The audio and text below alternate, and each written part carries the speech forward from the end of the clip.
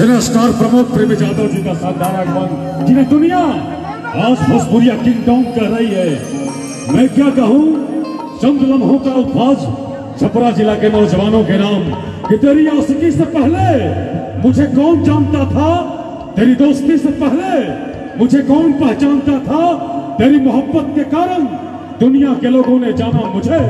ऐ भोजपुरी के सरताज, ऐ सिनेस्टार प्रमोद प्रेमी यादव, कहीं तुम बदल न जाना, कहीं तुम बदल न जाना कि आज तख्त दिया है माँ ने तेरे को, ताज भी देगी। और छपरा जिला के शानदार लोग तेरी मोहब्बत को पाने के लिए बेताब हैं। एक जोरदार तालियां बजाकर अपने सिनेस्टार का कीजिए दमदार स्वागत प्रमोद प्रेमी यादव जी।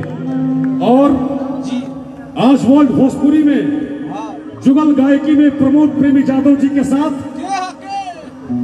एक तो नहीं बल्कि कई एक गीत को सुपर डुपर हिट आवाज देने वाली शिल्पीराज जी का मैं हार्दिक स्वागत इस मंच पर करना चाहता हूं।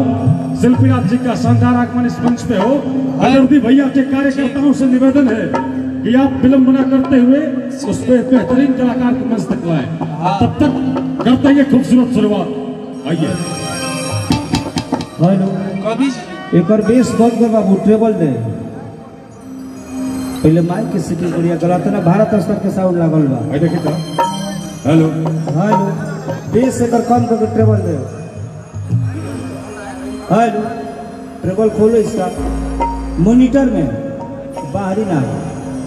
हेलो और खोला ट्रेबल, बेस बंद कर दे साहब। हेलो अगेन कम कर दे। हेलो हॉल लिखा बोला था, डीले वगैरह लेके काम करो। हेलो रिभॉब, हेलो चलो ठीक है। सब क्या आवाज ठीक है भैया? आर्गन क्या ठीक है जी? हेलो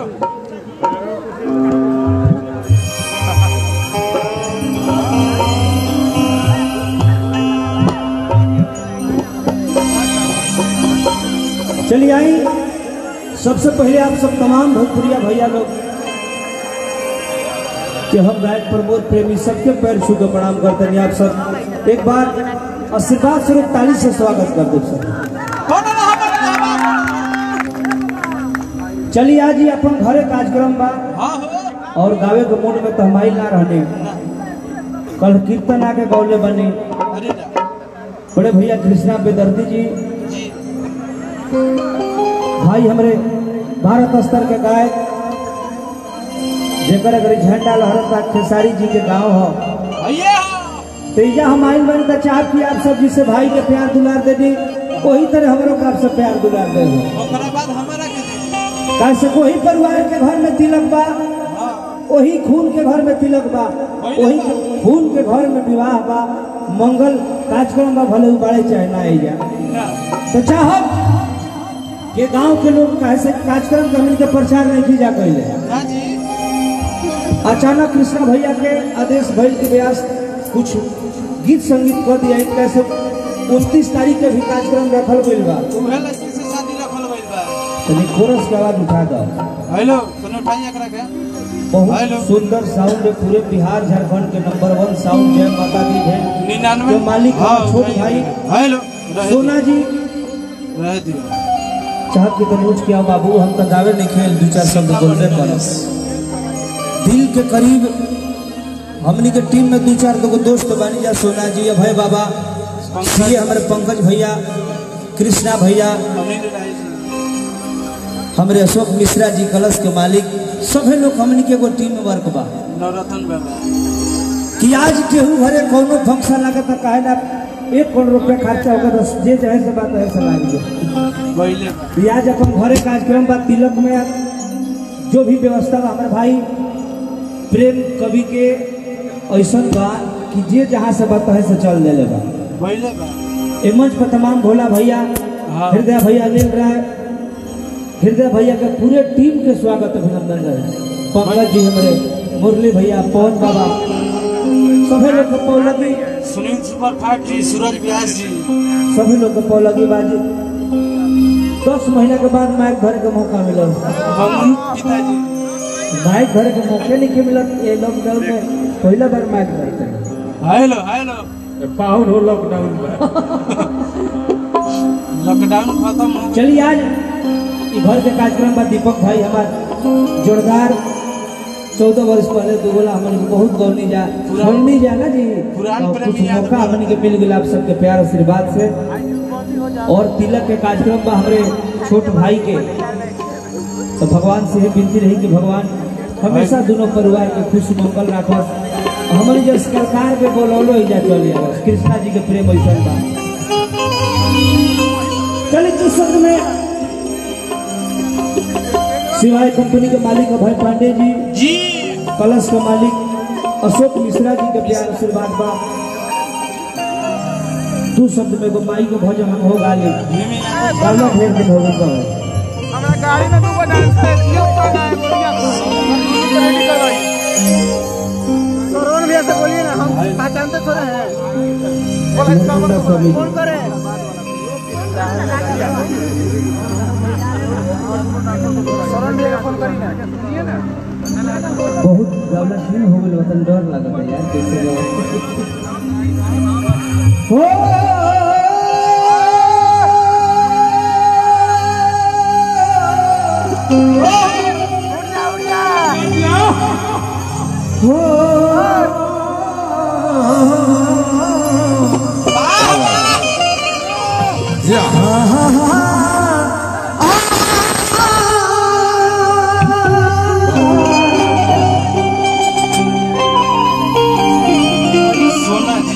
भाई हमारे सोना जी की ओर से बहुत प्यार आशीर्वाद। सोना जी मोना जी कहाँ बने?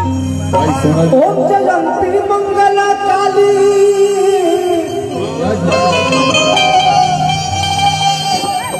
कि भद्र काली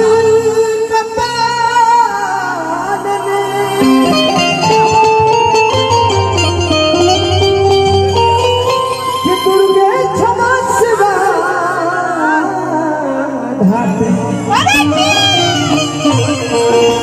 स्वाहा स्वधा नमस्ते